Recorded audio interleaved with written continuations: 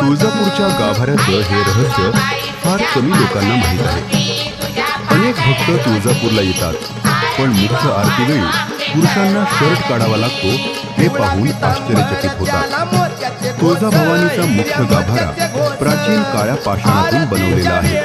असं मानलं जातं की हा पाषाण ऊर्जा धारण करण्याची क्षमता ठेवतो. जेव्हा गाभाऱ्यात मंत्रोच्चार तर सर्वांनी आई तुळजाभवानी ही फक्त देवी नाही, ती आमची शक्ती, विश्वास आणि आधार आहे. जीवनात कितीही संकट आली तरी आईचं नाव कोणीही आपल्याशी वाईट वागलं तरी आपण त्याच्याशी चांगलंच वागायचं. ज्या गोष्टी आपल्या हातात नाही त्यासाठी स्वतःला दोष देऊ नकोस. मी आहे ना तुझ्यासोबत.